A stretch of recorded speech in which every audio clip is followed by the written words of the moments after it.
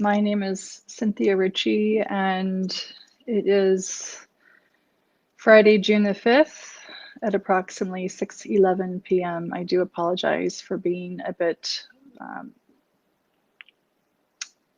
again, good evening, everyone. It's my apologies for running just a little bit late and having a few minor technical difficulties. Friday, June the 5th at approximately 6:12 p.m. Pakistan Standard Time. It has been quite an interesting past several days for me, and I want to share with you, I want you to hear from my voice exactly what has been taking place. As you may or may not be aware, there has been a bit of a battle between me and the People's Party, the PPP of Pakistan. The reason they claim is because I posted a tweet that was allegedly defamatory in nature regarding the late Benazir Bhutto. Let me be very clear, as a woman, as a human being, I have never, nor do I currently, nor do I ever intend to have any interest in defaming anyone, especially a woman or an individual that belongs to what may be perceived as a vulnerable population. I have had many pleasant, wonderful experiences here in Pakistan, my second home, but I have also had some very negative experiences in Pakistan. And tonight I intend to share a bit about that with you. I will reserve some of the more graphic details because I do understand that a lot of my viewers may be underage. So I would encourage anyone under the age of 18 or any adults to not allow children to listen to this particular transmission because I will be including information of a more sensitive nature. The harassment that I have endured, primarily from the People's Party, has taken place for a number of years now. And for those of you who may not be familiar, I would encourage you to go back to my previous live video that I posted approximately 3 weeks ago, detailing the past 10 years of my experience in Pakistan, condensing it in about 10 minutes, which is admittedly not very easy to do. I have been in and out of Pakistan since 2009. I shifted here end of 2010, and I was invited here by the PPP, by the People's Party, when Zardari was president, Prime Minister Gillani, Interior Minister Rehman Malik, and the federal minister at the time, Makhdoom Shahabuddin. Initially, things were quite pleasant. I was very well facilitated. I had no idea of the political battle that was taking place or had been taking place between Pakistan Tehreek-e-Insaf, PPP, PMLN, etc. And because I had been assisting PTI gratis on my own time with their social media strategies back in late 2010 and 2011, I learned eventually that PPP was trying to draw me away from PTI. Again, please reference my previous video on this that I posted 3 weeks ago as it goes into a bit more detail. Tonight, I want to focus more on the allegations that are being leveled against me by PPP and the horrendous treatment, messages, phone calls that I have gone through. This battle is really not about that tweet. This battle is really about individuals who know that I have a lot of dirt on a lot of people in this country, and it's primarily those who use and abuse others, particularly women and vulnerable populations, and I am one of them. Again, I will not go into graphic detail at this point in time, but Please be assured, everything that I have posted, everything that I have discussed on Twitter, I have evidentiary support of and for.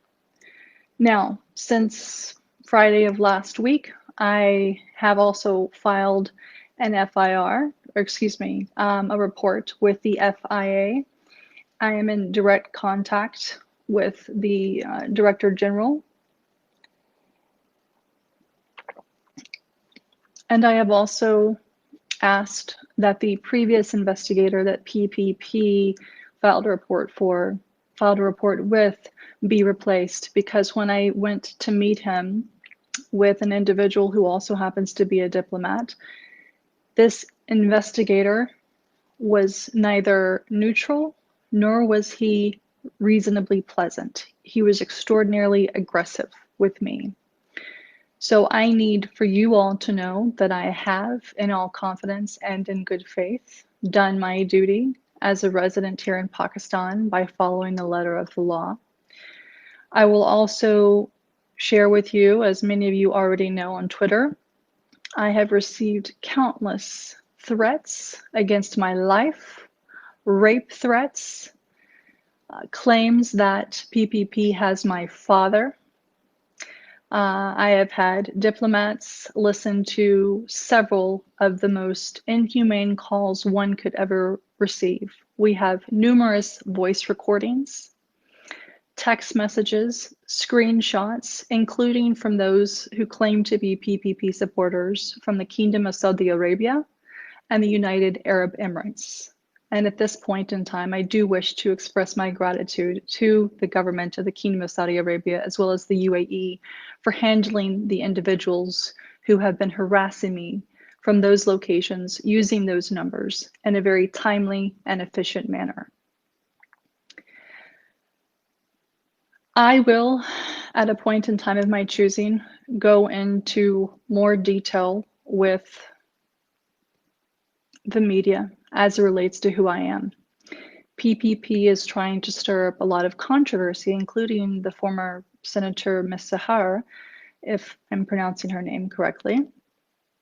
She wrote an open letter to the DGISI, the Foreign Office, etc., which was on apparently stationery that she should not be using. But interestingly enough, all of these individuals who are making or leveling allegations against me have blocked me and refused to engage in conversation with me. If you had nothing to hide, why are you blocking me? Why are these men who claim to be part of the most democratic and forward-thinking party in Pakistan sending me rape messages, dick pictures, ejaculation pictures? Why are these men threatening to rape me? Why are they asking for my location? I'll tell you why. Because in 2011, I was raped by the former Interior Minister, Rehman Malik. That's right. I'll say it again. I was raped by the then Interior Minister, Rehman Malik. I was physically manhandled by the Federal Health Minister, Makhdoom Shahbadin, and the Prime Minister, Yousaf Gillani, while he was staying at the President's house.